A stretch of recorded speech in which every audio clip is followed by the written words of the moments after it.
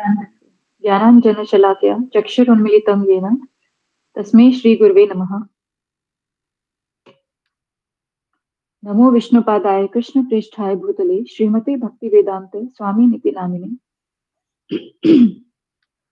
नमस्ते सारस्वती देवी गौरवाणी प्रचारिणे निर्विशेष शून्यवादी पाश्चात्य देशतारिणे। जय श्री कृष्ण चैतन्य प्रभु नित्यानंद श्री अद्वैत गदाधर श्रीवासादि गौर भक्त वृंद। हरे कृष्णा कृष्ण कृष्ण हरे हरे, हरे राम राम राम हरे हरे।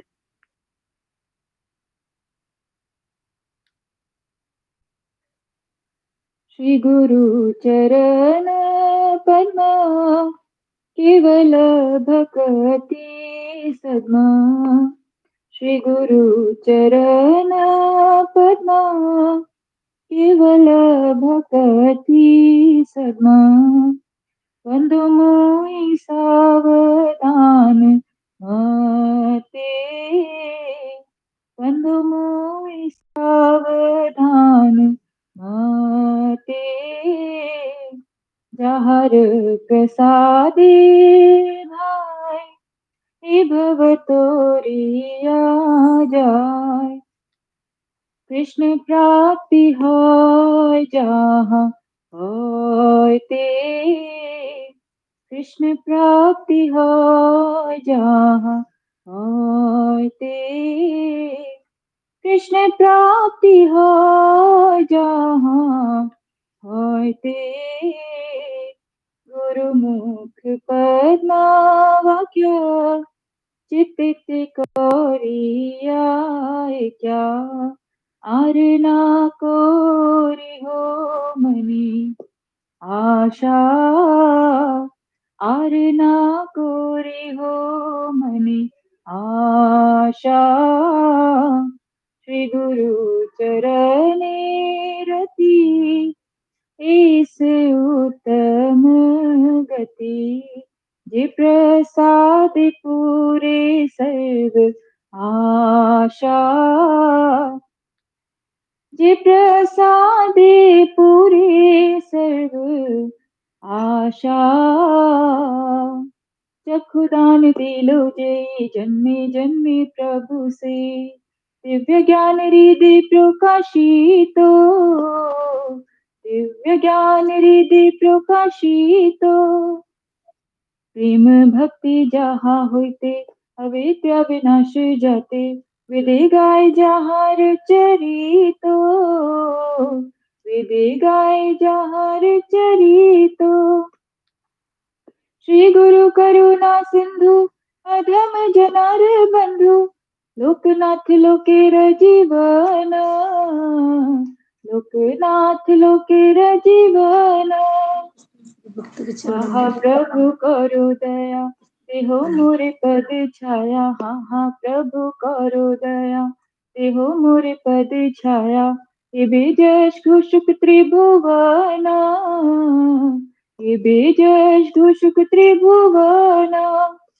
श्रीला प्रभुपाद पतित पावन। जय गुरुदेव लोयलो शरण। प्रभुपदाय प्रभुपदाय प्रभुपदाय जय प्रभुपदाय। जय जय प्रभुपाद प्रभुपाद प्रभुपाद। जय जय प्रभुपाद। जय जय गुरुदेव गुरुदेव गुरुदेव। जय जय गुरुदेव। निताय गौर हरि बोल हरि बोल हरि बोल। निताय गौर हरि बोल, निताय गौर हरि बोल हरि बोल हरि बोल। निताय गौर हरि बोल। हरे कृष्णा। सभी भक्तों के चरणों में दंडवत प्रणाम। बहुत सुंदर माता जी। हरे कृष्ण प्रभु जी। सभी भक्तों को बहुत सुंदर माता जी। बहुत सुंदर माता जी। सभी भक्तों के चरणों में दंडवत प्रणाम। गुरु जी के चरणों में दंडवत प्रणाम। प्रभु जी के चरणों से भक्तों के चरणों में दंडवत प्रणाम। हरे कृष्ण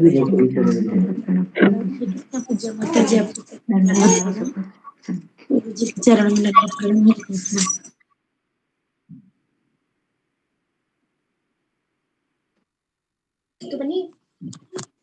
हरे कृष्णा से भक्तों को दंडवत प्रणाम। प्रणाम प्रभु जी। हरे कृष्णा।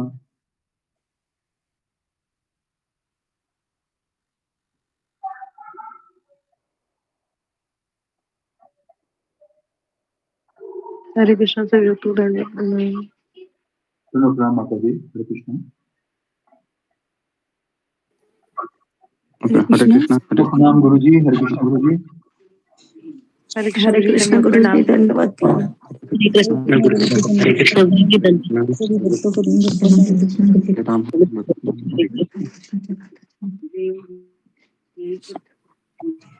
हरे कृष्णा। तो आज किसका टर्न है? गुरु जी के चरणों में दंडवत प्रणाम। सभी भक्तों को चरणों में दंडवत प्रणाम। हमारा टर्न है गुरु जी। जी गुरु जी, आज प्रतिभा माता जी का है। प्रतिभा माता जी हरे कृष्णा। प्रणाम। जी प्रभु जी, हरे कृष्ण। हरे कृष्ण। गुरु जी के चरणों में दंडवत प्रणाम। हरे कृष्णा। गुरु जी, हम लिखे तो नहीं है, पर जितना याद सुने हैं उतना आपको बताना चाहिए।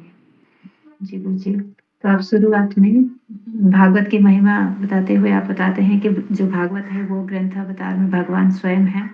और उसके बाद आपने ये उदाहरण दिया था, जैसे कि जब प्रभुपाद जी जब जहाज से जा रहे थे तब एक रिपोर्टर ने उनको पूछा था कि क्या आप अकेले आए हो? तो वहाँ पर प्रभुपाद जी ने बताया था, नहीं हम अकेले नहीं, हमारे साथ स्वयं भगवान कृष्ण आए हैं ग्रंथ के अवतार में। और फिर आपने नैमिषारण्य के बारे में बताए थे, जैसे कि सूत गोस्वामी नैमिषारण्य में 88,000 ऋषि मुनियों को भागवत सुना रहे थे।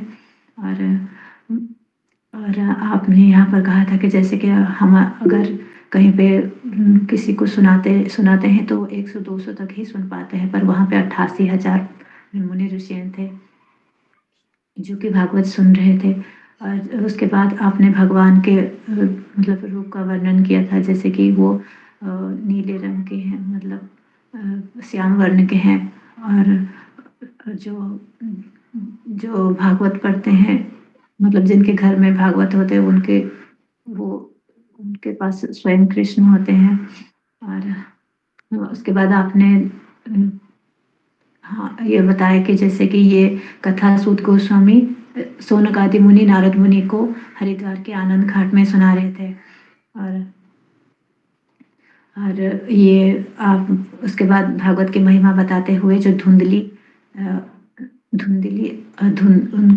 और आत्मदेव के बारे में बता रहे थे कि जो एक ब्राह्मण थे, और पर उनकी जो पत्नी थी धुंधली, वो बहुत ही मतलब कुटिल स्वभाव की थी। जैसे कि मतलब आत्मदेव को पुत्र चाहिए थे, तो उन्होंने जबरदस्ती से मतलब पुत्र पाने की बहुत इच्छा की थी। तो उन्होंने एक ब्राह्मण से मतलब एक पुत्र की कामना करते हुए उनसे एक फल लिए थे, जिसको उन्होंने अपनी पत्नी धुंधली को खाने के लिए कहा था। और पर धुंधली वो बहुत ही, क्योंकि वो गर्भवती नहीं होना चाहती थी, क्योंकि उसके मन में ये था, जैसे कि जो गर्भवती होते हैं उनको बहुत ही पीड़ा होती है और उनका शरीर मतलब शरीर में परिवर्तन आती है। और अगर कभी अगर कोई आक्रमण होता है तो वो भाग नहीं पाते हैं। और ऐसा करके उनका पुत्र पाने का कोई इच्छा नहीं था, पर अपने पति के ये मतलब बात को रखते हुए उन्होंने अपनी इच्छा प्रकट की थी अपने बहन के साथ। तो उनके बहन थी, तो उन्होंने कहा कि जैसे कि ठीक है, अभी हम गर्भवती हैं, जो तुम भी गर्भवती होने का नाटक करना, और जैसे कि हमारा पुत्र जन्म हो जाता है तो हम तुमको अपना पुत्र दे देंगे, और हम तुमको अपना पुत्र दे देंगे, और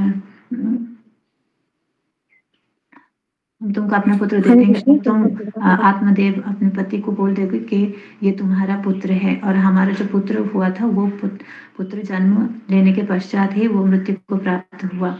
तो ऐसा करके धुंधली की जो बहन थी वो अपना पुत्र धुंधली को दे दी और आत्मदेव इससे बहुत ही प्रसन्न था क्योंकि उसके घर में एक पुत्र का प्राप्ति उनको एक पुत्र का प्राप्ति हुआ। तो उन्होंने जो जो संस्कार होते हैं पुत्र के, वो सारे संस्कार को विधि विधान से पालन किया और उसका नाम धुंधुकारी रखा गया था। गुरु जी आपने यहाँ तक कहा था बच्चे, इतना ही सुन पाए, गलती होगी तो क्षमा कीजिएगा। हरे कृष्णा, दंडवत प्रणाम।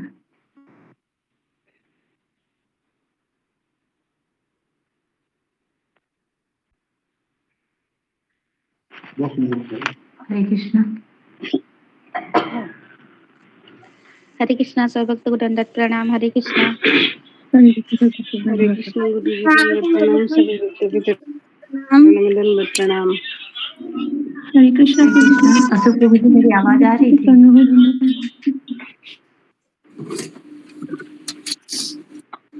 हरे कृष्णा। सभी भक्तों को चरणों में दंडवत प्रणाम। अशोक प्रभु जी प्रणाम। प्रभु जी हरे कृष्ण। सभी भक्तों के चरणों में दंडवत प्रणाम। हरे कृष्णा। हरे कृष्णा गुरु जी दंडवत प्रणाम। सभी भक्तों को दंडवत प्रणाम।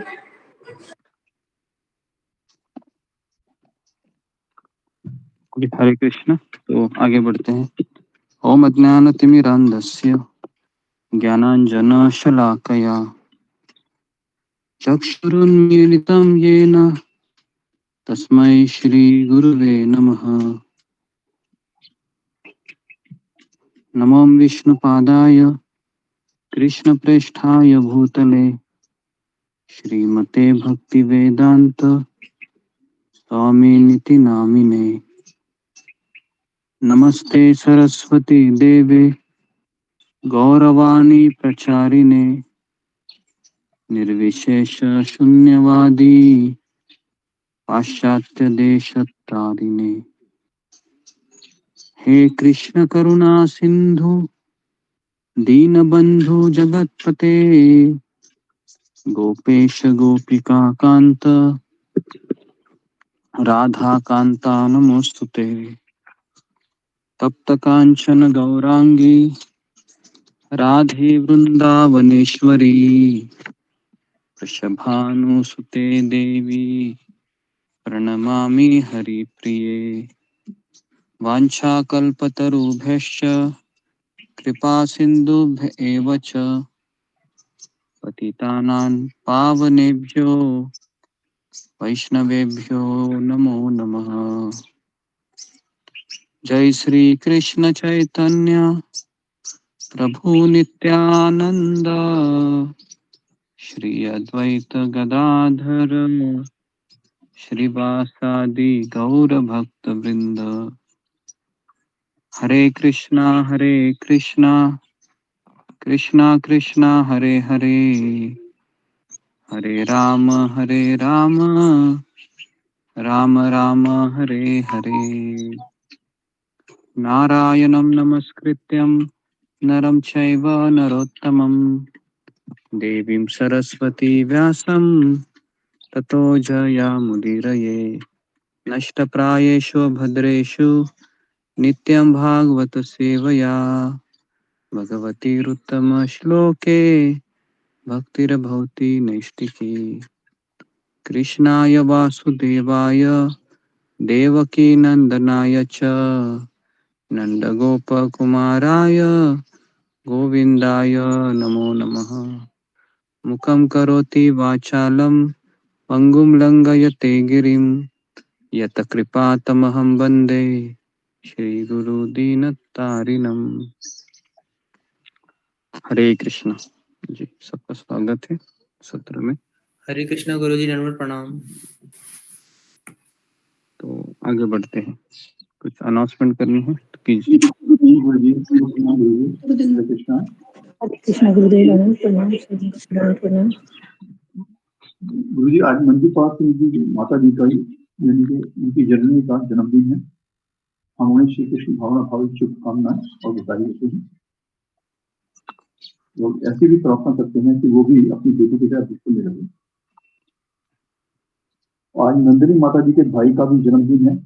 हम उन्हें भी श्री कृष्ण भावना भावी शुभकामनाएं और बधाई देते हैं और आग्रह करते हैं उनसे कि उसे भी माला जपने के लिए दे हाथ में ताकि यह भी भक्त बने। और कामनी कृष्ण माता जी की तबीयत 10 दिनों से खराब चल रही है। हम उनके शीघ्र स्वास्थ्य के लिए भगवान श्री कृष्ण पूज्य गुरुदेव स्वयं भक्तों के चरणों में अनुरोध करते हैं कि सबके लिए प्रार्थना की जाए। और गुरुदेव हम इन सबके लिए भगवान श्री कृष्ण, परम पूज्य श्री दास प्रभुपाद जी महाराज, परम पूज्य श्री राधानाथ स्वामी महाराज, परम पूज्य समस्त वैष्णव आचार्य, पूज्य और आदरणीय गुरुदेव और समस्त भक्तों के चरणों में अनुरोध करते हैं कि जिनका जन्मदिन है उनके लिए, उनके भक्तिमय जीवन के लिए, सुखद जीवन के लिए, जो बीमार है उनके स्वास्थ्य के लिए प्रार्थना करें। धन्यवाद गुरु जी। हरे कृष्ण जी। तो हम 3 बार हरे कृष्ण महामंत्र बोलते हैं। हरे कृष्णा हरे कृष्णा हरे कृष्णा हरे कृष्णा हरे कृष्णा हरे कृष्णा हरे राम राम राम राम हरे हरे हरे राम कृष्ण हरे राम हरे हरे हरे कृष्णा हरे राम कृष्ण हरे राम हरे राम हरे हरे हरे राम हरे हरे।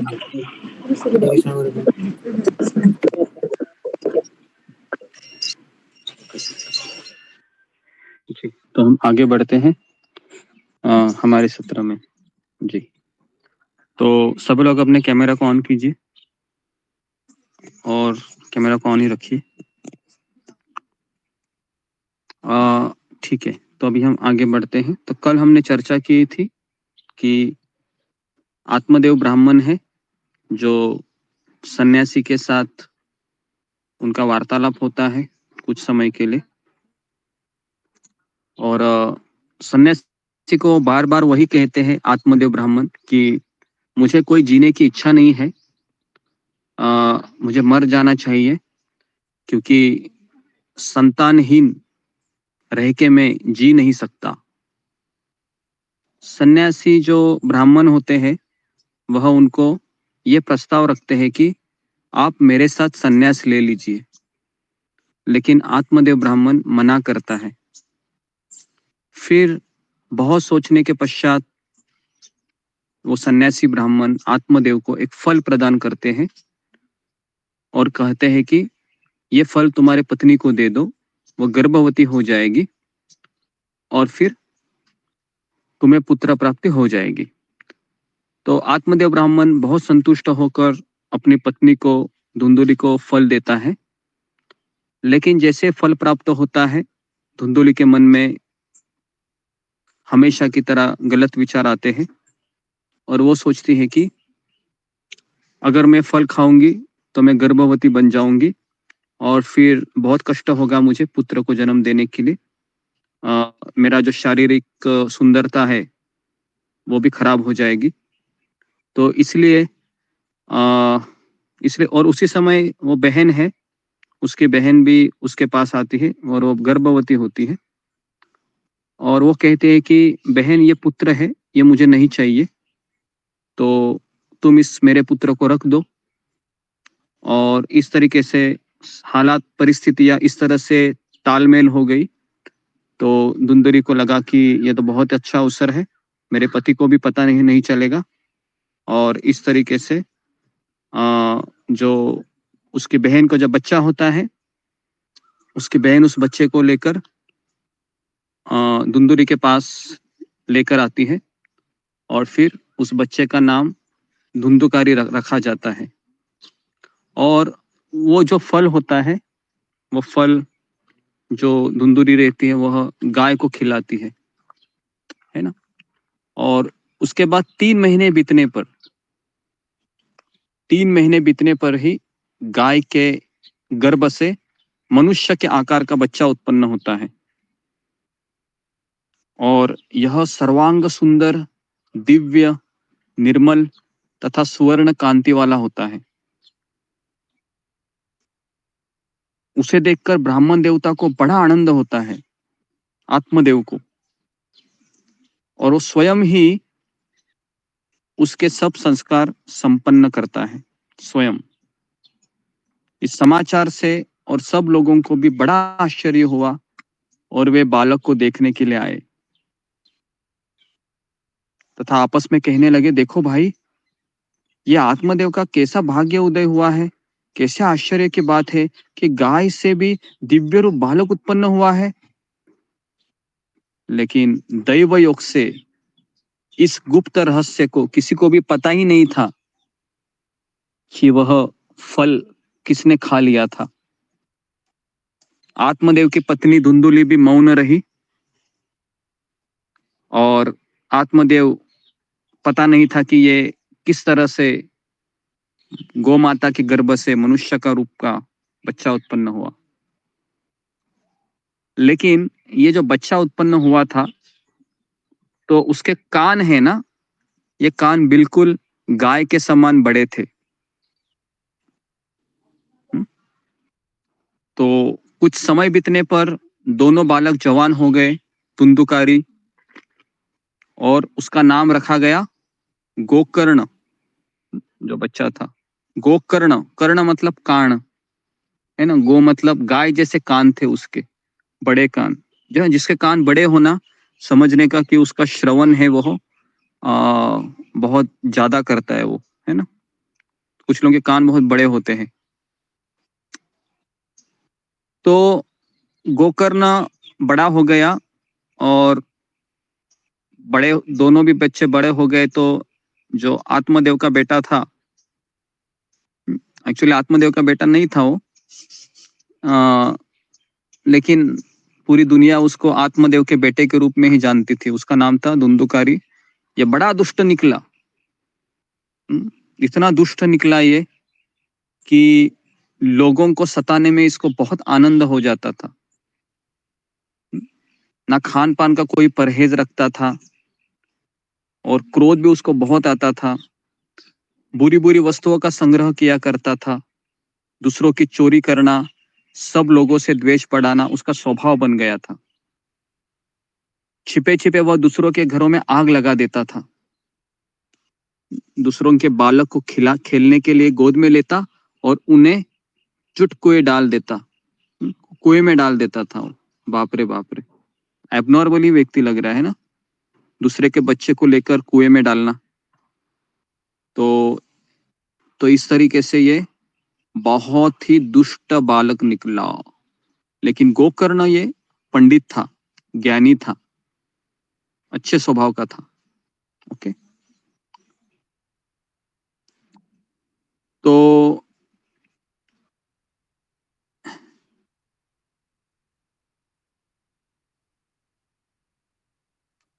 इस तरीके से ये जो धुंधुकारी था वेश्याओं के जाल में फंस गया और अपने पिता की सारी संपत्ति नष्ट कर दी और पैसे नहीं मिल रहे थे तो माता और पिता को मारपीट करने लगा। एक बार राधानाथ महाराज कह रहे थे, तो आज मैं उनका एक प्रवचन सुन रहा था। तो 1989 का है ना, बहुत साल पुराने प्रवचन महाराज के, जो महाराज ने भारत में दिया था, मुंबई में। तो उस वो प्रवचन में कह रहे थे कि मेरा जो भाई है, छोटा भाई, यंगर ब्रदर कह रहे थे वो, तो गैरी, उसका नाम लैरी हो सकता है, लैरी है ना। बड़े भाई का नाम मोंटी था और छोटे भाई का नाम लैरी था। तो महाराज कह रहे थे कि मेरे छोटे भाई को बहुत कुकिंग खाने की बहुत आदत थी। कुकिंग ये नशीला पदार्थ होता है और बहुत महंगा होता है। तो मेरे माता पिता की सारी संपत्ति इसने ऐसी उड़ा दी और फिर पिता माता को बहुत बोलने लगा पैसे के लिए। तो मुझे पहली बार पता चला ये, हाँ, मतलब क्योंकि महाराज कभी इस बारे में जिक्र नहीं करते, लेकिन महाराज का एक पुराना प्रवचन सुन रहा था तो उसमें ये पता चला। तो महाराज कह रहे थे कि ये नशीला पदार्थ का जो आदत है वो इतना गंदा होता है कि व्यक्ति कुछ भी करने के लिए तैयार हो जाता है। तो इसलिए हाँ, अच्छे लोगों की संगति करना ये इसके ऊपर उपाय है। साधु संग सर्व शास्त्र कय, लव मात्र साधु संग सर्व सिद्धि होय। तो ये जो धुंधुकारी था वह वेश्याओं के जाल में फंसकर उसने अपने पिता की सारी संपत्ति नष्ट कर दी और एक दिन माता पिता को पीटने लगा। घर के सारे बर्तन उठा ले गया, कुछ नहीं मिला तो सोचा कि बर्तन को बेचकर कुछ पैसे मिलेंगे, उससे मैं अपना कार्य करूंगा। इस प्रकार जब सारी संपत्ति स्वाहा हो गई तब उसका पिता आत्मदेव फूट फूट कर रोने लगा। आत्मदेव है वह फूट फूट कर रोने लगा।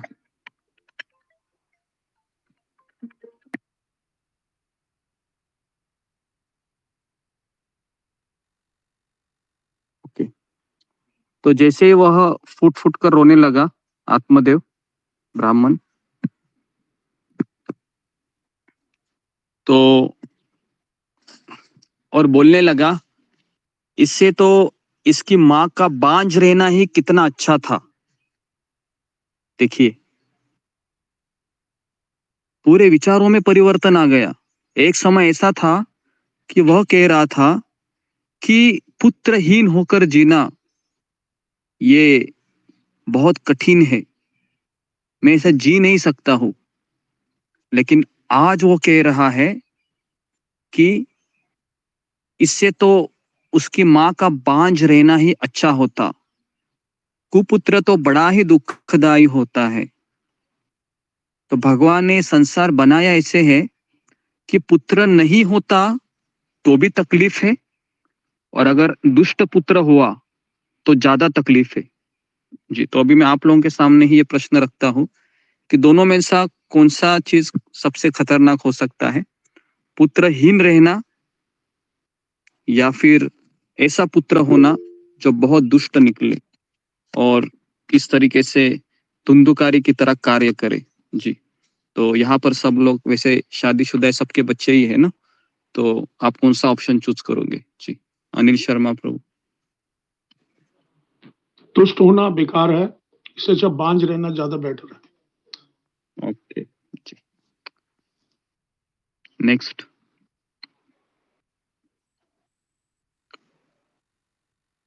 जी, अशोक चावला प्रभु। मुझे कुपुत्र होना नहीं चाहिए, बांझ होना ज्यादा अच्छा है। बिना पुत्र के पुत्रहीन होना अच्छा है। कुपुत्र तो सारी जितनी पीढ़ियां हैं उनको सब खत्म कर देता है। जी जी, ओके। कितने लोगों का ये उत्तर है कि बांझ रहना ही अच्छा है, पुत्र ही ना हो। ऐसा दुष्ट पुत्र से तो अच्छा है कि पुत्र ही ना हो, हम ऐसे ही रहे। ओके, अधिकांश लोगों का यही कहना होगा, ऐसा मुझे लगता है, क्योंकि ऐसा पुत्र अपने पिता और माता का नाम खराब करता है। और सारा दोष किसको लगता है पता है? अगर पुत्र खराब निकला तो खराब निकला, पेरेंट्स माता को, हाँ जी, माता पिता को दोष लगते हैं, बराबर है, माता पिता को दोष लगता है। तो इसलिए, और ठीक है, अभी कम से कम 40 लोगों ने हाथ खड़ा किया है। तो जी, लेकिन अफसोस की बात यह है कि आप लोग ये सुन रहे कथा, बराबर है, और भविष्य में मान लो कि मेरे साथ ये हो जाता है ये चीज। अभी तो सब लोगों का, मैक्सिमम लोगों का विवाह हुआ है, लेकिन अगर मेरे जीवन में ऐसी केस होती है तो शायद हमारा मन इस तरह से काम करेगा कि पुत्र चाहिए, पुत्र चाहिए, पुत्र चाहिए।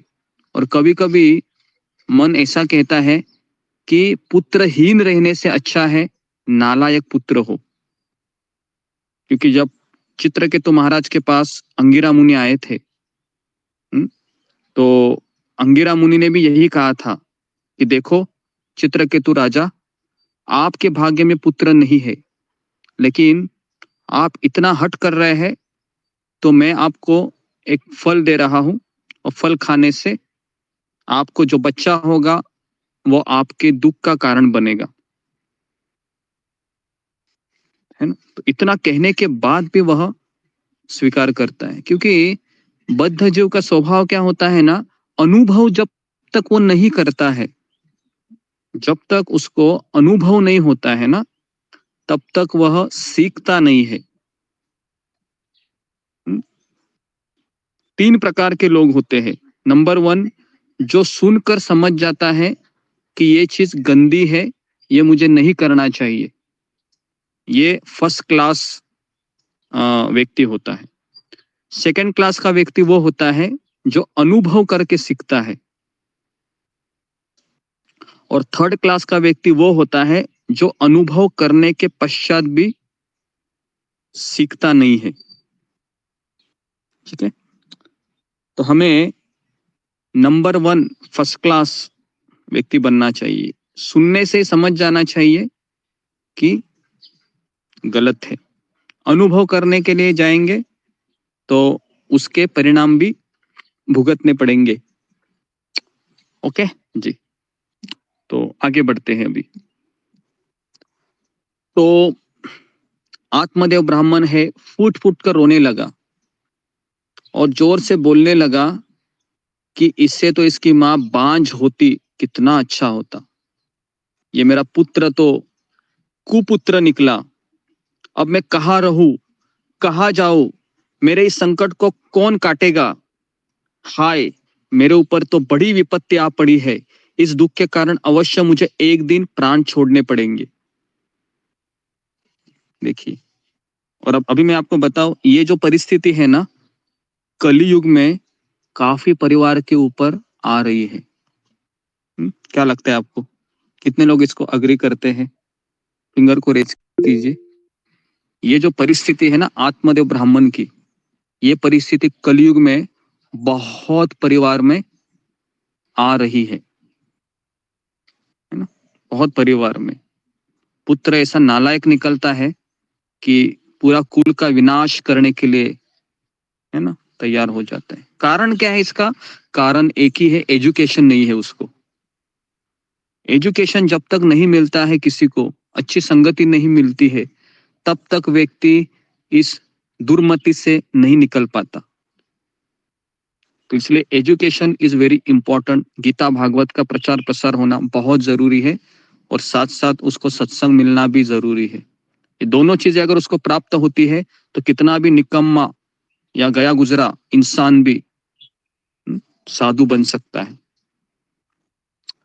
तो इसलिए, है ना, कल ही एक किसी ने मुझे बताया था कि हैदराबाद, गोवा या बेंगलोर में किसी ना लेडीज ने अपने ही पुत्र को मार दिया, है ना, छोटा बच्चा था, उसको मार दिया, और वो भाग रही थी, वो, है ना, गोवा से बेंगलोर या ऐसा कुछ, हैदराबाद। तो देखिए, तो इस तरह से न्यूज है ना, ये चल रहे हैं अभी। क्यों चल रहे हैं? एजुकेशन नहीं है, और जिसने मारा है ना वो सीईओ है एक कंपनी की। मतलब कितनी पढ़ी लिखी है वो, सोच सकते हो ना, अपने पुत्र को मार रही है। तो इसलिए एजुकेशन देना बहुत जरूरी है ना। वापस कह रहे हैं कि अच्छा पढ़ाई, अच्छा फिगर का सैलरी, ये इम्पोर्टेंट है, ठीक है, लेकिन इससे भी ज्यादा इम्पोर्टेंट है कि हमें अच्छा कैरेक्टर बनाना चाहिए। और ये आपके हाथ में है। जब बच्चा फेल हो जाता है किसी चीज में, तो उसके लिए माता और पिता को उत्तरदायी ठहराया जाता है, क्योंकि उन्होंने उसको समय नहीं दिया, उन्होंने उसके ऊपर ध्यान नहीं दिया। जिस तरह से मिट्टी जो होती है, गीली मिट्टी को आकार देना बहुत आसान हो जाता है ना, लेकिन गीली मिट्टी को अगर आकार नहीं देता है और वो जो सख्त हो जाती है, फिर वो बात ही नहीं सुनता है। तो इसलिए बहुत जरूरी है कि पुत्र के ऊपर ध्यान देना, खास करके जब 12 साल के भीतर। चाणक्य पंडित कहते हैं आपके पास 12 साल ही है, 12 साल के बाद आप कुछ नहीं कर सकते। ठीक है, आगे बढ़ते। तो आत्मदेव रोने लगे और फिर कहने लगे कि मैं प्राण छोड़ दूंगा। उसी समय परम ज्ञानी गोकर्ण जी वहां पर आए और उन्होंने अपने पिता को वैराग्य का उपदेश करते हुए बहुत समझाया। देखिए, जब व्यक्ति दुखी होता है, पश्चाताप करता है, उस परिस्थिति से निकालने के लिए उसको एक सहारे की आवश्यकता होती है, और वो सहारा अगर उसको प्राप्त नहीं होता है तो ऐसी परिस्थिति में वो आत्महत्या कर लेता है, या घर छोड़कर चला जाता है, या फ्रस्ट्रेट हो जाता है, या फिर मनोवैज्ञानिक के पास जाकर दवाई खाने के लिए मजबूर हो जाता है। तो बहुत जरूरी है कि किसी ना किसी का सहारा हमारे पास होना। और सबसे बड़ा सहारा है भगवान कृष्ण का नाम, भगवान कृष्ण की कथा, भगवान के भक्त और हमारे आध्यात्मिक गुरु के उपदेश। यह हमारा सबसे बड़ा सहारा है। तो गोकर्ण है सहारे के रूप में आत्मदेव ब्राह्मण के पास चला आया और अपने पिता तुल्य आत्मदेव ब्राह्मण को बहुत समझाया, वैराग्य का उपदेश देने लगे। बोले, पिताजी, ये संसार है, ये दुखदाई है और मोह में डालने वाला है। पुत्र किसका है? धुंधुकारी आपका पुत्र है? आपका पुत्र नहीं है वो। धन किसका है? जिसने उसको लुटा लिया।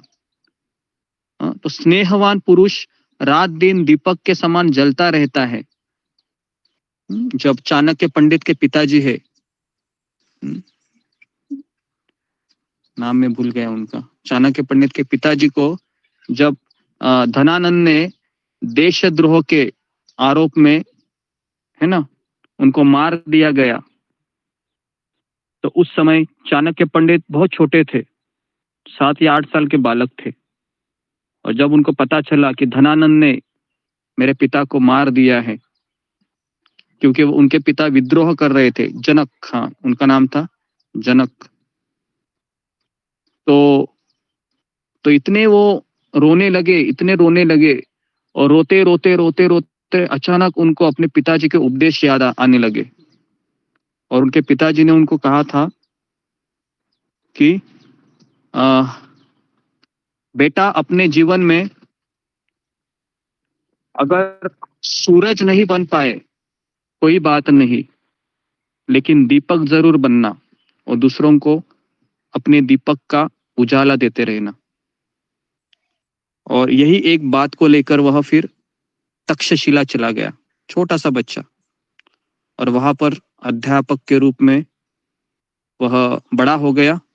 और बाद में धनानंद को चैलेंज किया उसने, और पूरी धनानंद का जितना भी राज्य था, है ना, सबका काया पलट कर दिया उसने, है ना। तो इसलिए किसी ना किसी के उपदेश साथ में होना हमारे लिए बहुत जरूरी होता है जब हम विकट प्रसंग से गुजर रहे होते हैं।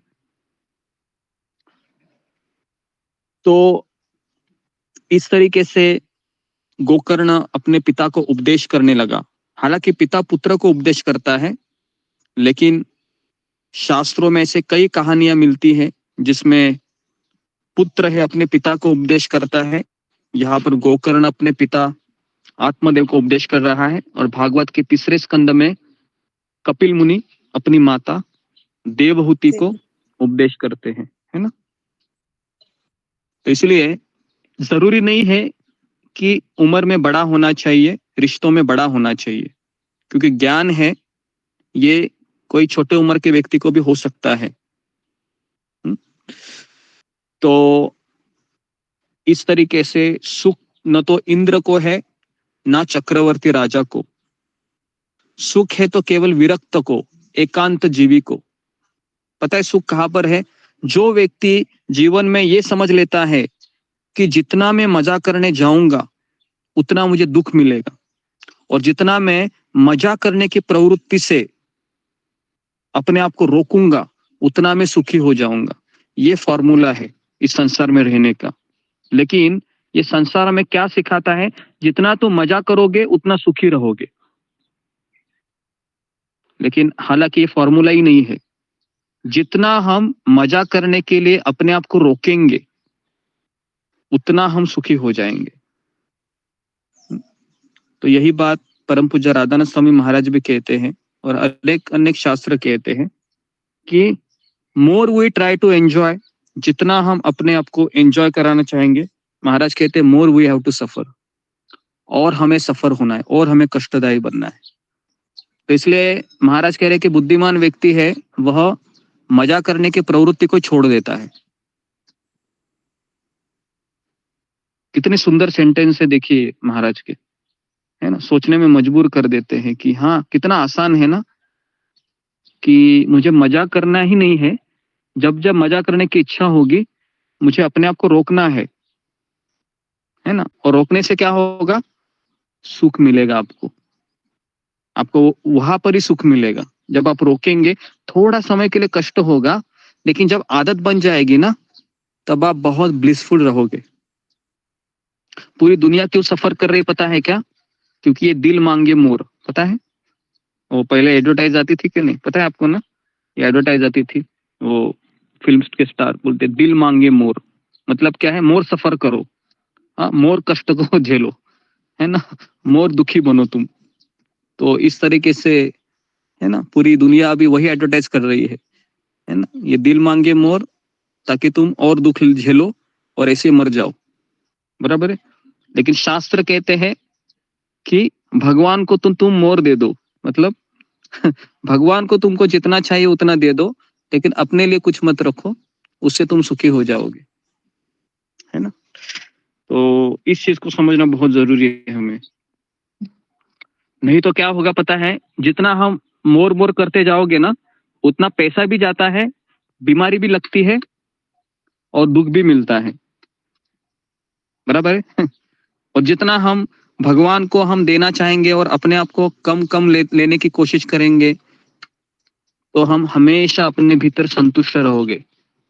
केवल दाल रोटी खाकर व्यक्ति संतुष्ट रह जाता है, लेकिन जब वह उसकी अभिलाषाएं जितनी बढ़ती रहती है उतना वो दुखी होता रहता है। क्योंकि महाराज कहते हैं एक इच्छा दूसरे इच्छा को जन्म देती है। एक sinful desire create another sinful desire. एक पापी इच्छा है, ये दूसरी पापी इच्छा को जन्म देती है ना। तो इसलिए बहुत जरूरी है इन चीजों को समझना। भागवत हम पढ़ रहे हैं, इनमें शिक्षा भी ले रहे हैं, लेकिन एक भी शिक्षा अगर हम फॉलो करते, एक भी शिक्षा, ये जो अभी हम डिस्कस कर रहे हैं कि more we try to enjoy, more we have to suffer, जितना मैं एंजॉय करूंगे उतना मैं सफर होऊंगा। अगर ये भी हम पूरे दिन भर हमारा मेडिटेशन रहेगा ना तो भी हम ब्लिसफुल रहेंगे। जी, क्या लगता है आपको अशोक चावला प्रभु? जी गुरु जी, सुन रहे हैं? जी गुरु जी, जितनी इच्छाएं कम होगी तो है ही आप जी। ओके, तो इस तरीके से यह मेरा पुत्र है, इस अज्ञान को छोड़ दीजिए। देखिए, गोकर्ण हम सबको कह रहा है। आप ऐसा मत सोचिए कि गोकर्ण केवल आत्मदेव ब्राह्मण को, अपने पिता को कह रहा है। गोकर्ण हम सबको कह रहा है। यहाँ पर 85 लोग, 89 लोग है ना। आज ये 79 लोगों को गोकर्ण कह रहा है कि यह मेरा पुत्र है, इस अज्ञान को छोड़ दो। क्या यह आसान है छोड़ना? बताइए, आसान है छोड़ना? कठिन है ना। आसान नहीं गुरु जी, लेकिन कम होता है धीरे धीरे ना, इसका लेवल कम होता है। हाँ, जितना हम ये रोज ऐसी कथाएं सुनेंगे ना, रोज सुनेंगे, तो एक दिन ऐसा आ जाएगा कि हमारे दिमाग को हिट होगा वो सेंटेंस और कहेगा कि सही में ये मेरा पुत्र है, ये मेरी पत्नी है, ये मेरा घर है, यही अज्ञान है और इसी अज्ञान से मैं जी रहा हूं। और इसलिए मुझे दुख मिल रहा है। तो गोकर्ण अपने पिता को कह रहा है कि ये तुम्हारा पुत्र है, इस अज्ञान को ही छोड़ दो ना, क्योंकि इस अज्ञान से ही आप रो रहे हो। और कहते हैं कि जब आप मोहित हो गए हैं पिताजी, इसके लिए इससे नरक की प्राप्ति होती है, ये शरीर तो नष्ट होगा ही, इसलिए सब कुछ छोड़कर वन में चले जाइए। देखिए गोकर्ण जो बातें कह रहा है ना, यही बातें वो सन्यासी ब्राह्मण ने एक बार कही थी क्या नहीं, याद है ना आपको, जब वह आत्मदेव ब्राह्मण चला जाता है। गुरुजी उन्होंने कहा था हमारे साथ, आप मेरे साथ ही आ जाइए। तो ये सारी बातें हैं, ये आत्मदेव ब्राह्मण को बताई गई थी, लेकिन वापस भगवान इतने दयालु है, भगवान इतने कृपालु है कि आत्मदेव ब्राह्मण को दूसरा अवसर प्रदान कर रहे हैं। लेकिन ये बार कह रहा हूं कि अवसर बार बार हमारी प्रतीक्षा नहीं करती है, ये तीसरा लेसन है। हाँ, ये भी राधानाथ महाराज के शब्द है। महाराज कहते हैं कि अवसर हमारी प्रतीक्षा नहीं करती है, जब अवसर आता है तो उसको ग्रैब कीजिए, पकड़ लीजिए उसको, प्रतीक्षा मत कीजिए, है ना, क्योंकि अवसर किसी की प्रतीक्षा नहीं करता है। तो इस तरीके से जब गोकर्ण के वचन आत्मदेव सुनता है तो बहुत प्रेरित होता है वो। और यहाँ पर एक दूसरी शिक्षा में मुझे यहाँ पर दिखाई दे रही है, जब व्यक्ति बहुत दुखी होता है ना और बहुत डिप्रेशन में होता है ना, तब वह आध्यात्मिक ज्ञान लेने के लिए सही में अनुकूल होता है। क्या लगता है आपको, समझ रहे हैं ना आप क्या मैं बता रहा हूँ, क्या मैं बताना चाह रहा हूँ, इसको समझे इसको। जी गुरुजी एकदम सही। जब व्यक्ति दुखी होता है ना, बहुत डिप्रेशन में होता है, उसको लगता है कि मेरा जीवन में भी कुछ नहीं है, कुछ रहा नहीं है, उस समय ये आध्यात्मिक ज्ञान उसके हृदय में फट करके घुस जाता है ना। और जब लगता है कि सब कुछ है, अभी सब बना बनाया है, तो फिर आध्यात्मिक ज्ञान है ना, केवल एक कान से सुनकर दूसरे कान से निकल जाता है। ऐसे ही होता है ना, ऐसे ही होता है, बराबर जी गुरुजी। तो जी, तो यहाँ पर हम देखते हैं कि आत्मदेव ब्राह्मण ने तुरंत उसको पकड़ कैसे लिया, क्योंकि परिस्थिति वैसे ही थी, परिस्थिति ऐसी थी कि पत्नी है, हाँ पत्नी है, वैसे तो पत्नी थी कैसे कि हमेशा अपने पति से अच्छी बात तो की नहीं होगी, है ना। तो किसी को ऐसी पत्नी मिलना जो बहुत झगड़ालू है, वो भी एक वरदान होता है। पता है क्यों? क्योंकि पत्नी अगर झगड़ालू रहेगी ना, तो पति घर छोड़ना बहुत आसान हो जाता है। और अगर पत्नी है, रोज उसको अच्छे अच्छे पकवान खिलाती रहेगी, है ना, तो घर से पैर निकलना बहुत मुश्किल हो जाता है, बराबर है। ये भी एक लेसन यहाँ पर हमें मिल रहे हैं ना, बहुत सारे लेसन आज हमने निकाले, है ना, इस स्टोरी में से। तो ये भी एक होता है कि अगर पत्नी है, झगड़ालू है ना, बहुत ताने मारती रहती है, तो पुरुष का बहुत जल्दी हो जाता है विरक्ति आना, क्योंकि पुरुष की सबसे बड़ी आसक्ति उसकी पत्नी में ही रहती है, पुत्र से भी ज्यादा, है ना। और पत्नी की आसक्ति ज्यादा अपने बच्चे में रहती है, और बच्चे की आसक्ति उसकी पत्नी में होती है। तो इस तरह से ये लव ट्रायंगल होता है। समझ में आ रहा है आपको? हाँ, ये ऐसा ही होता है। तो भगवान ने ये दुनिया बनाई ऐसी है ना, पति की आसक्ति पत्नी में, पत्नी की बच्चे में, और बच्चे की उसकी पत्नी में। तो कोई किसी का नहीं होता है आखिरी दम तक। हमको लगता है कि ये मेरा है, ये मेरा है, कोई किसी का नहीं इस संसार में। ओके, तो जी, तो इस तरीके से जब शील प्रभुपाद अपने पिता के पास जाते हैं, याद है ना, और प्रभुपाद जी क्या कहते हैं अपने पिताजी को कि मेरी पत्नी बहुत सुंदर नहीं है। तो पिताजी क्या बोलते हैं, कौन बताएगा मुझे? फिंगर को रेज कीजिए, क्या बोलते हैं पिताजी शील प्रभुपाद जी को? जी, मंजू सिंह। हरे कृष्णा गुरुजी, दंडवत प्रणाम। गुरुजी वो ये कहते हैं कि जो है ये तुम्हारे आने वाले जीवन के लिए, तुम्हारे अध्यात्म के लिए यही सही है। अगर तुम्हारी पत्नी बहुत ज्यादा सुंदर होगी तो तुम अपनी घर गृहस्थी में ही फंसे रहोगे, तो इसीलिए मैंने इस लड़की का तुम्हारे लिए चुनाव किया है। हरे कृष्णा गुरुजी, धन्यवाद प्रणाम। जी, तो प्रभुपाद जी के पिताजी कहते हैं कि ये आध्यात्मिक जीवन व्यक्ति है, उसके लिए वरदान है। जी, तो अगर हमारे ग्रुप में किसी पुरुष लग रहा है कि मेरी पत्नी सुंदर नहीं है ना, तो अच्छा है ना, अच्छा है कि नहीं, क्या लगता है? गुरुजी बहुत अच्छा बहुत है। अच्छा है ना।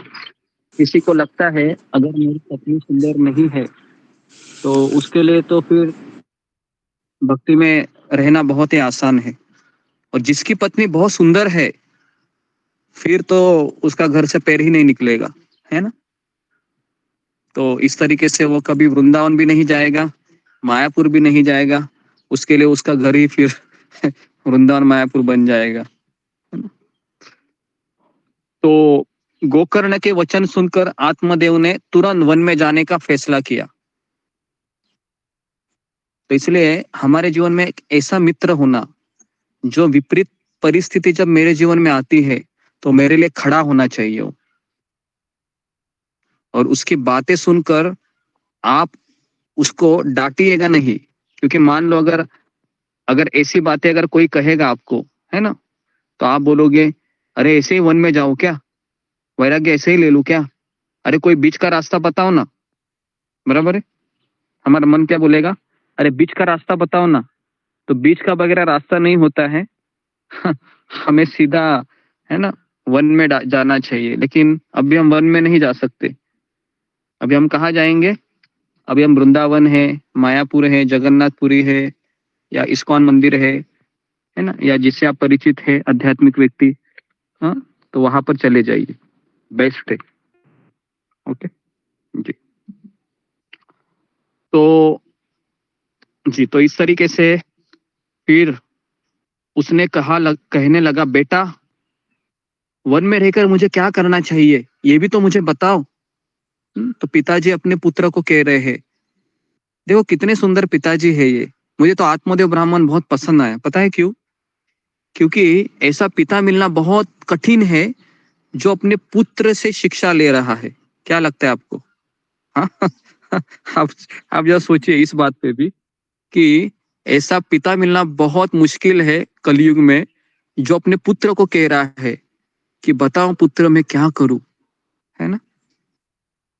तो आजकल पिता हम देखते हैं कि पुत्र को ही कहते हैं बड़ा आया मुझे सिखाने वाला, हाँ, तेरा सारा फी वगैरह मैंने भरा है, तेरे को पढ़ लिख कर मैंने बड़ा किया है, अभी तुम मेरे को ज्ञान देगा।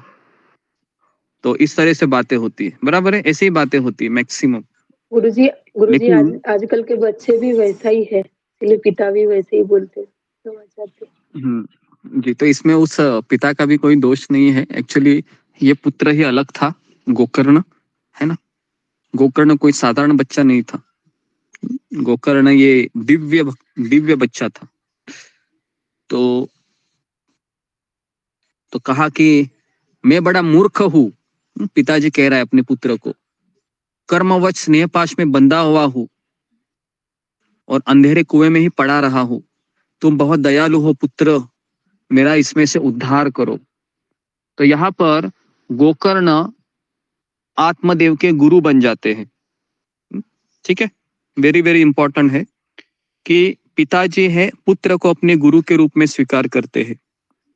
जब कोई व्यक्ति ऐसे शब्द कहता है कि मैं अंधेरे कुएं में पड़ा हूं, मैं मूर्ख हूं, तो ये केवल व्यक्ति अपने गुरु के सामने कह सकता है। जैसे गीता में भी हम देखते हैं कि अर्जुन है भगवान को कह रहा है कि कार्पण्य दोषो उपहत स्वभाव पुरुषामि त्वाम धर्म सम्मूढ़ चेता यच्छ्रेय स्नानिश्चितम ब्रूहि तन्मे शिष्यस्ते हम शाधि मात्वाम प्रपन्नम। तो अर्जुन भी यही बातें कृष्ण को कहता है कि मैं मूर्ख हूं, मैं कृपण हूं, मैं अज्ञानी हूँ, मुझे पता नहीं क्या करना चाहिए। और सनातन गोस्वामी जब पहली बार चैतन्य महाप्रभु से मिलते हैं तो वो भी यही कहते हैं, मैं कौन हूँ मुझे पता नहीं, लोग मुझे पंडित बोल रहे हैं लेकिन मैं तो एक नंबर मूर्ख हूँ, मुझे ये भी पता नहीं कि मैं दुखी क्यों हूँ संसार में। तो इस तरीके से गुरु को अप्रोच किया जाता है ना। गुरु को इसलिए नहीं अप्रोच किया जाता है कि मेरा 2 का 4 हो जाए, 4 का 10 हो जाए, है ना, या मुझे 1 BHK का 2 BHK हो जाए, 2 व्हीलर का 4 व्हीलर हो जाए। इसके लिए गुरु के पास नहीं जाते हैं। ओके, तो अभी देखिए गोकर्ण कह रहा है, पिताजी यह शरीर हड्डी, मांस और रुधिर का पिंड है। बाप रे, अभी बहुत हेवी शब्द बोल रहे हैं। गोकर्ण क्या बोल रहा है? पिताजी ये शरीर हड्डी, मांस और रुधिर का पिंड है, इसे आप मैं मानना छोड़ दो और स्त्री पुत्र आदि को अपना कभी ना मानो। देखिए ये हम सबके लिए उपदेश है, मेरे लिए भी है ना, आप सबके लिए भी है कि इस शरीर को मैं मानना छोड़ दो और स्त्री और पुत्र को अपना मानना छोड़ दो। इस संसार को रात दिन क्षणभंगुर देखिए, है ना, रात दिन है। इसकी किसी भी वस्तु को स्थायी समझकर उसमें राग न करें। राग मतलब लगाव। तो लगाव से अगर हटना है तो हमें ज्ञान होना चाहिए। जब तक व्यक्ति को ज्ञान नहीं होता है तब तक व्यक्ति की आसक्ति कम नहीं हो सकती। और ज्ञान देने वाला गुरु होता है जो हमें कहता है कि इस दलदल से निकलो, इस दलदल में फंसे रहोगे, एक दिन डूब जाओगे। तो फिर कहते हैं कि बस एकमात्र वैराग्य रस के रसिक होकर भगवान की भक्ति में लगे रहो। भगवान के जन ही सबसे बड़ा धर्म है, निरंतर उसी का आश्रय लिए रहो। अन्य सब प्रकार के लौकिक धर्मों से मुक्त मोड़ लो। सदा साधुओं की सेवा करो, भोगों की लालसा को पास न फटकने दो तथा जल्दी से जल्दी दूसरों के गुण दोषों का विचार करना छोड़कर एकमात्र भगवान की सेवा और भगवान की कथाओं के रस का ही पान करो। तो देखिए गोकर्ण कह रहा है, इस प्रकार पुत्र की वाणी से प्रभावित होकर आत्मदेव ने घर छोड़ दिया और वन की यात्रा की। यद्यपि उसकी आयु उस समय 60 वर्ष की हो चुकी थी। किसकी? आत्मदेव की। आत्मदेव की आयु 60 वर्ष की थी। फिर भी बुद्धि में पूरी दृढ़ता थी। वह रात दिन भगवान की सेवा पूजा करने से और नियम पूर्वक भागवत के 10वें स्कंद का पाठ करने से उसने उसी जन्म में भगवान श्री कृष्ण की प्राप्ति कर ली। देखिए, तो यहाँ पर हमारा 4था अध्याय समाप्त हो जाता है। ठीक है, हरि बोल। बहुत अच्छे से कथा सुनाई गुरुजी। हरि बोल बहुत गुरुजी, अच्छी। धन्यवाद। बहुत धन्यवाद गुरुजी। बहुत ही अच्छा हरि बोल गुरुजी। धन्यवाद, प्रणाम गुरुजी। तो यहाँ पर हमने कौन कौन से लेसन आज लिए हैं, कोई मुझे बताएगा फिंगर को रेज करके कि आज के सत्र में हमने कौन कौन से लेसन को इकट्ठा किया? क्योंकि मैं तो बोलता गया, मैंने इतना रिकलेक्ट नहीं किया, लेकिन बहुत सारी चीजें आज हमने देखी। जी, तो कोई बताएगा? जी, ममता पाल। हरे कृष्णा गुरुजी, धन्यवाद प्रणाम। सभी भक्तों के श्री चरणों में दंडवत प्रणाम। गुरुजी पहले का लेसन में लिखी नहीं, अभी के जो लेसन है वो लिख पाई हूँ। आपने पहला सीख जो बताया, जितना हम मजा करने में लगे रहेंगे उतना ही हमें दुखी मिलेगा, और ये हमें याद रखना है। मतलब संसार में तभी हम जी पाएंगे, मतलब, और ये सभी से निकल पाएंगे। और एक जो है, और जितना हम एंजॉय करने से पीछे हटेंगे, मतलब पीछे रहेंगे, उतना ही हमें सुख मिलेंगे। और वही सुख तभी सार्थक होगा जब तक हम सुख भगवान को केंद्र में रहकर कार्य करेंगे।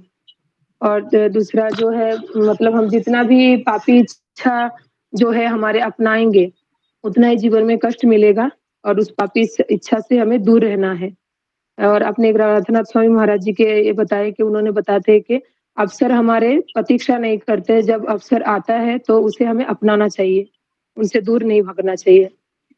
दूसरा सीख जो है, जब व्यक्ति दुखी होता है तब वो आध्यात्मिक ज्ञान लेने के लिए सामर्थ्य बन जाते हैं, और लेकिन जब व्यक्ति दुखी नहीं होते, आनंद में जीवन यापन करता है, तब उसमें आध्यात्मिक ज्ञान उसके अंदर प्रवेश नहीं कर सकता जल्दी। और तीसरा जो, अगर पत्नी अच्छी नहीं है, नहीं अच्छी होती है, पति की सेवा भी नहीं करती है, तो उसमें व्यक्ति को आसक्ति को अपनाना आसान हो जाते हैं, अनासक्ति जो हो जाते हैं मतलब, और उसे अपनाना जल्दी आसान होता है। तभी वो व्यक्ति मतलब बाहर घर बार छोड़ के अपना भगवान की तरफ उनका ध्यान जाते हैं, मतलब सन्यास वगैरह वो ले सकते हैं। उतना ही मैं लिख पाई, गुरु जी समझ जाती हूँ। धन्यवाद प्रणाम। ओके जी जी। इसके अलावा और किसी ने लिखा है? धन्यवाद ममता पाल। ओके, और किसी ने लिखा है इसके अलावा?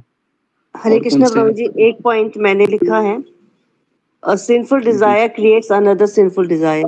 महाराज जी हाँ, तो ये बताया था कि एक सिंफुल डिजायर मतलब जो एक इच्छा है, इंद्रिय तृप्ति की इच्छा है, वह दूसरे इंद्रिय तृप्ति की इच्छा को जन्म देती है ना। अगर आप टीवी के सामने 5 मिनट भी बैठते हैं, टीवी के सामने, तो 5 मिनट में हमारे मन में 100 इच्छाओं का निर्माण होता है, टीवी के सामने 5 मिनट बैठने से। क्योंकि उसमें एडवर्टाइज आती है ना, दो मिनट के होते हैं एडवर्टाइज, एक 2 मिनट के, है ना।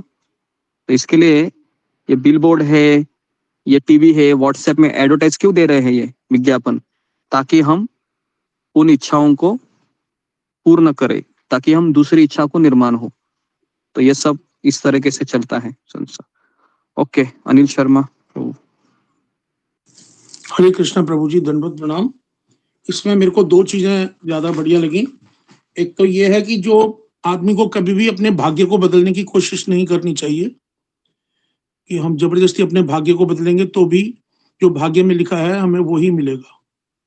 और दूसरी बात यह है कि हमें किसी से भी ज्ञान लेने में हिचकिचाना नहीं चाहिए, चाहे वो पुत्र हो, चाहे वो पत्नी हो, चाहे वो गुरु, कोई भी बन सकता है हमारा।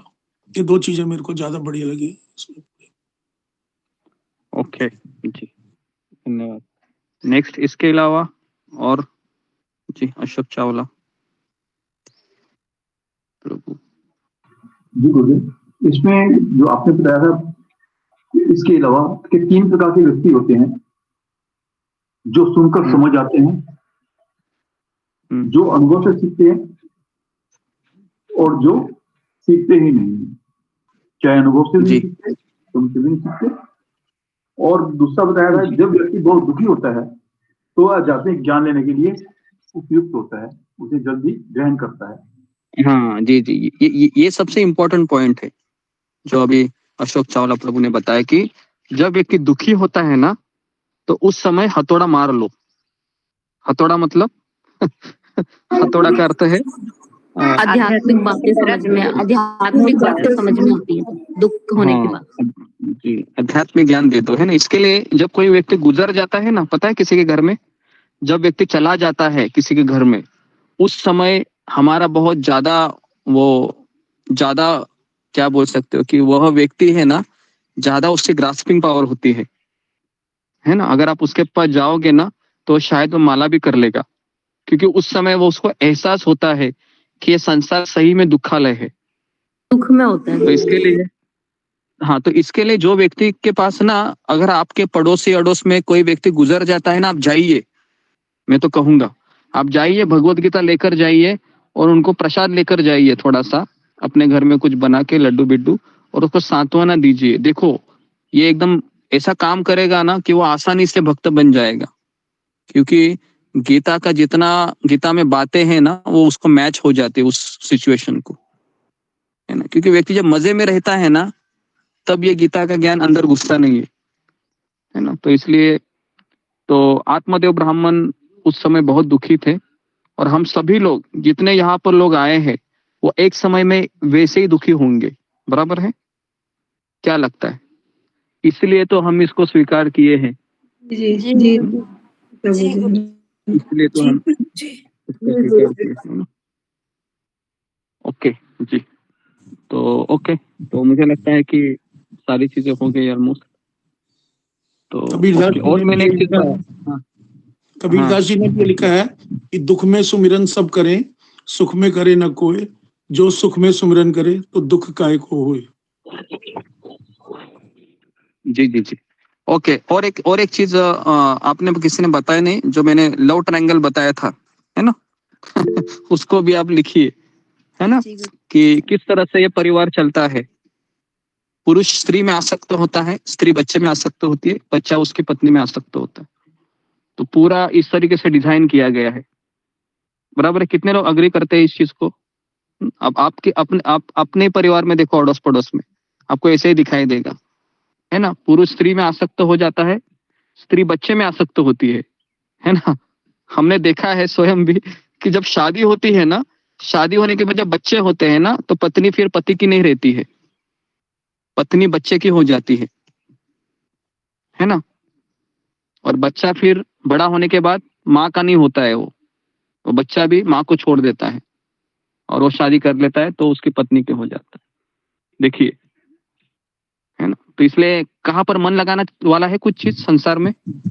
क्या लगता है आपको? कोई मन लगाने वाली चीज है संसार में? इतना सब सुनने के बाद भी, है ना? है ना? तो इसके लिए भगवान में मन लगाना बहुत आसान है, ये सब सुनकर।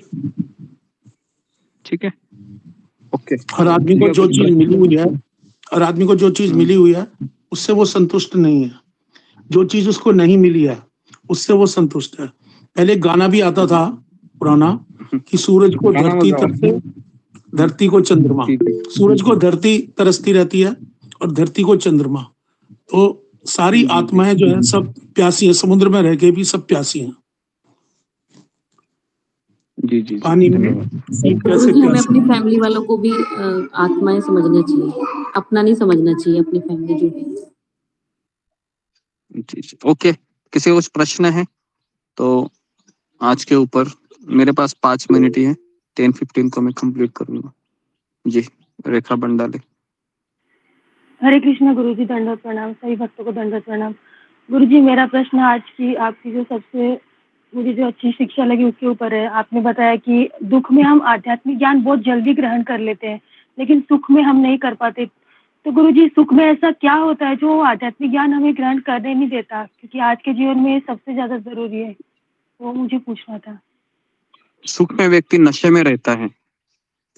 कौन सा नशा चढ़ता है उसको सुख में? सुख में वो अपने आप को क्या समझता है कि मैं नियंत्रक हूँ, वो समझता है कि मैं मालिक हूँ। तो इसके लिए वो सुख में, उसके भेजे में वो ज्ञान जाता नहीं है। इसलिए भगवान ने इस संसार को ऐसा बनाया कि इसकर 99% दुख है, 1% सुख है। तो इसलिए यहाँ पर आध्यात्मिक ज्ञान का मार्केट बहुत ज्यादा है भारत में या इस मरते लोक में, क्योंकि यहाँ पर बहुत जल्दी अनुभव होता है। सुख में व्यक्ति अहंकारी होता है, तो इसलिए सुख में ज्ञान भीतर नहीं जाता है। ठीक है, नेक्स्ट रीति दबास। धन्यवाद गुरुजी। हरे कृष्ण। हरे कृष्णा गुरुजी, दंडवत प्रणाम। सभी भक्तों को दंडवत प्रणाम। गुरुजी, इसमें जैसे अभी तक जैसे थोड़ा समझा गया, तो गुरुजी ऐसे भी है क्या इसमें, जैसे कि जैसे हम भाग्य से जो हमारे भाग्य में लिखा था है और उससे अलग हम कुछ पाने की एफर्ट करते हैं तो उसका नुकसान ही होता है। जैसे कि जब उनके जीवन में पुत्र की वो नहीं थी प्राप्ति का, तब भी उन्होंने जबरदस्ती का वो किया, थोड़ा सा एफर्ट लगाया तो वो गलत ही हुआ। तो क्या गुरुजी हमारे जीवन में भी ऐसे ही होता है? जब हम हमारे जीवन में भी ऐसे होता है, जब हमारे भाग्य में कुछ चीज नहीं होते हैं और बहुत जिद मारते हैं। अगर ये जिद उसने आध्यात्मिक चीज के लिए मारता था आत्मदेव ब्राह्मण, तो शायद उसका भला होता था। लेकिन हम जब जिद भौतिक चीज के लिए मारते हैं बहुत ज्यादा ही, तो उसमें हमारा समय भी जाता है ना? आत्मदेव ब्राह्मण का कितना समय गया सोचो, क्योंकि सन्यासी जब मिले थे उनको, उस समय वो जवान था, है ना? तो उस समय अगर वो लेता था तो उसका कितने साल बच जाते थे।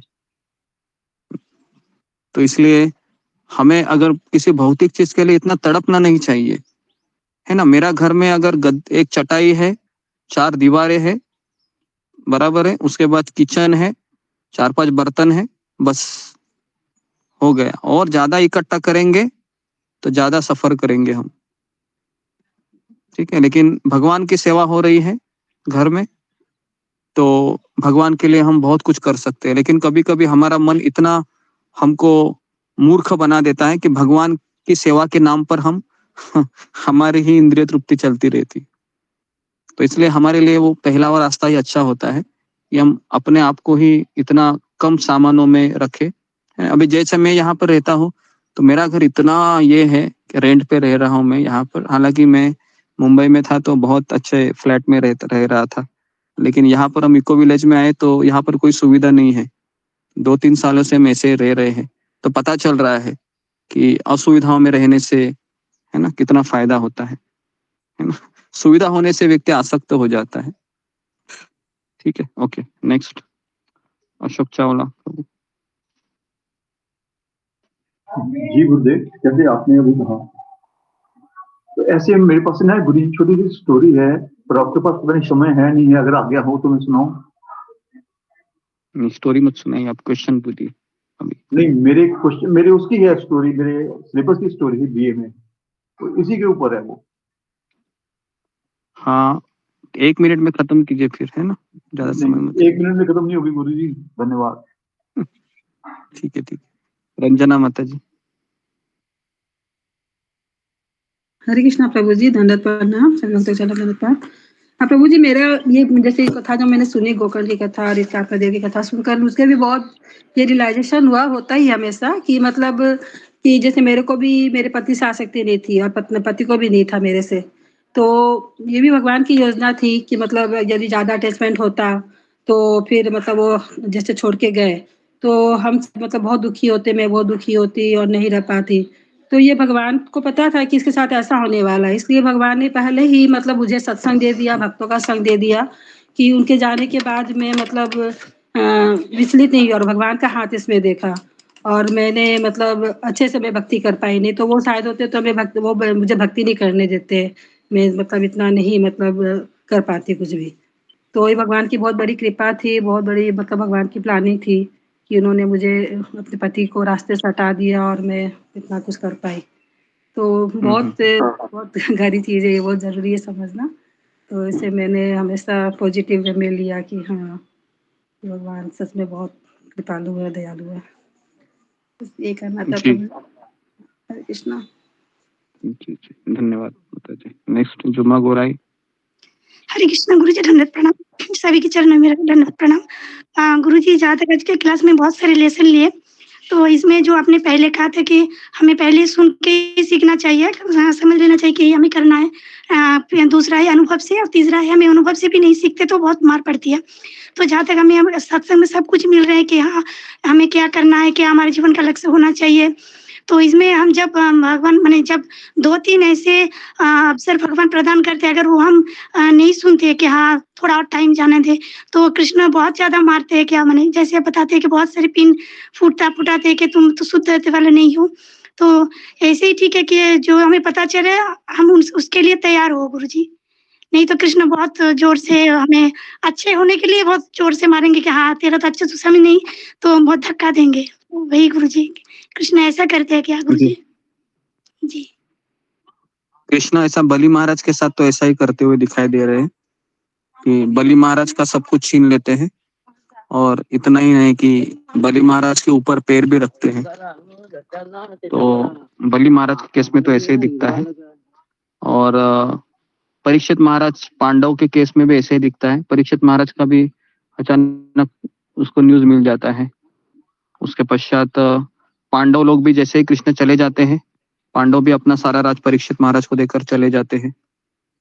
तो मैक्सिमम समय ऐसा ही दिखाई देता है। अगर हम वॉलेंटेरियली मतलब खुद होकर अगर हम शरण नहीं जाते हैं भगवान को, तो फिर भगवान का दूसरा तरीका होता है शरणागति का, है ना। जो हमने हयग्रीव महाराज के बारे में भी जब हमने महाराज की कथा में भी वही सीखा। महाराज भी वही कहते हैं कि जब हम जल्दी सुधर नहीं जाते हैं इतने अवसर देने के बाद, फिर भगवान फिर हमको उस तरीके से हमें फिर जबरदस्ती शरणागति के मोड पर लाते हैं, है ना जी। हमें गुरुजी तैयारी होना है कि हमें क्या करना है, जगह पता चले हैं उसके लिए हमें तैयार होना है, यही सबसे अच्छी है। वही गुरुजी जी, धन्यवाद गुरु। जागृति माता जी, आखिरी क्वेश्चन। हरे कृष्णा, दंडवत प्रणाम सभी को। प्रभु जी,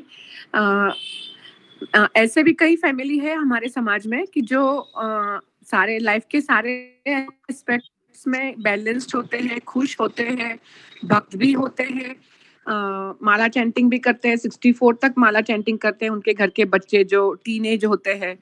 तो उनको देख के ऐसे लगता है कि इतना दुख भी नहीं होता है संसार में। और जैसे गुरु गौर गोपाल प्रभु जी बोलते हैं कि अगर हमें सही से नेविगेट करना आ गया लाइफ में तो life is not that hard और इतना दुख भी नहीं होता है।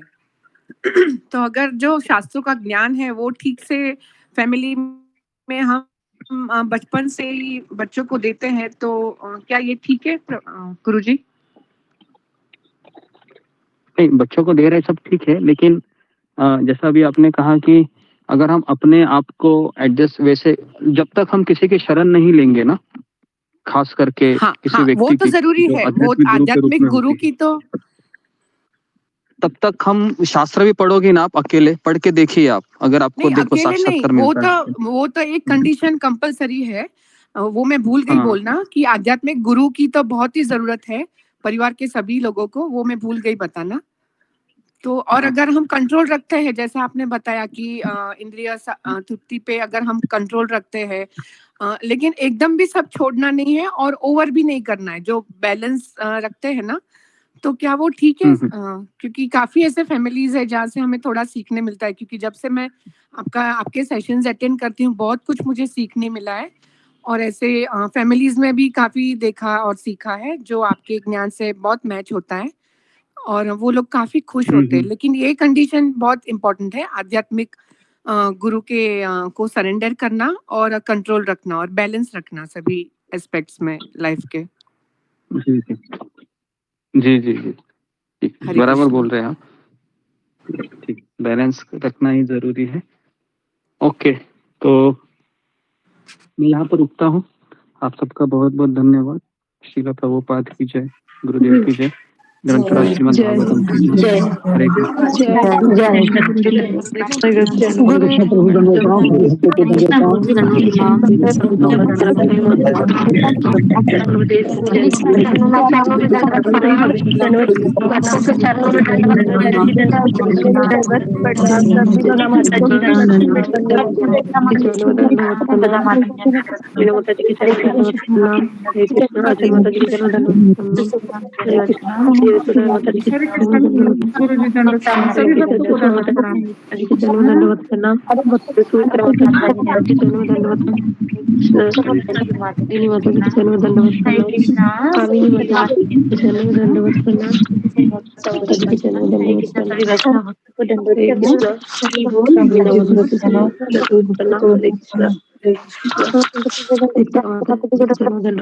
माता जी को प्रभु जी को